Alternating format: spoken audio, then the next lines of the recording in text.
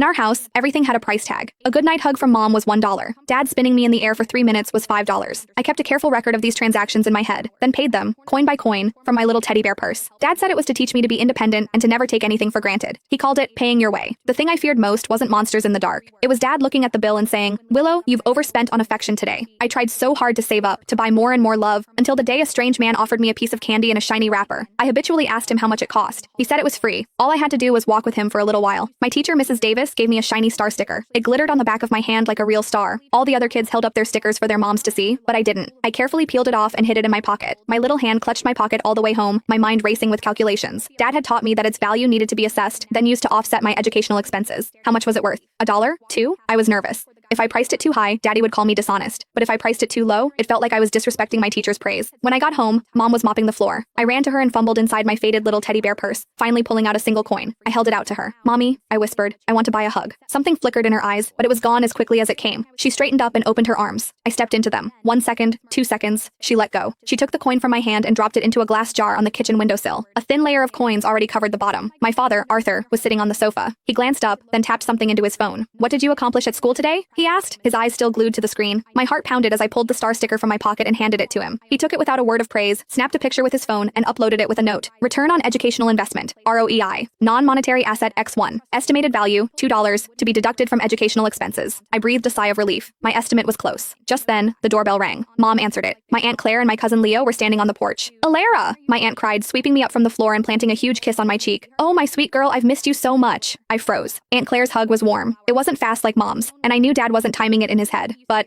this hug was too expensive. I squirmed out of her arms and hid behind my mother, clutching her dress. "Mommy, Auntie's hug. How much do I have to pay? I don't have enough money. Can I owe you?" The smile vanished from my aunt's face. She stared at me, then at my parents, her expression one of pure disbelief. My cousin Leo, a year older than me, didn't understand the sudden shift in mood. He ran over and pushed his transformer into my hands. "Here, Willow, you can play with this." I recoiled as if I'd been burned, clutching my teddy bear purse to my chest. "I can't just take things from you." "Arthur, Alara, look at what you've done." Aunt Claire finally exploded, her finger trembling as she pointed at my parents. "Are you insane? You're turning a child into a monster. This is a home, not a corporation." My father adjusted his glasses. "You don't understand, Claire," he said calmly. "This is a progressive parenting philosophy. We're cultivating her independence, teaching her the value of things. It will give her a competitive edge later in life." "Independence? A competitive edge?" My aunt laughed, a harsh, bitter sound. "She's 4 years old. What she needs is unconditional love, not a damn quid pro quo." My mother tugged on her sister's arm. "It's okay, Claire, please. This is our way. Don't interfere." Aunt Claire looked at my mother, her eyes filled with disappointment. The argument ended, as it always did, in a tense stalemate. As my aunt was leaving, her eyes shimmering with tears, she knelt down and secretly pressed a piece of candy into my hand. The wrapper was so shiny, more beautiful than anything I had ever seen. She lowered her voice. "Listen to me, Willow. What your aunt gives you is love."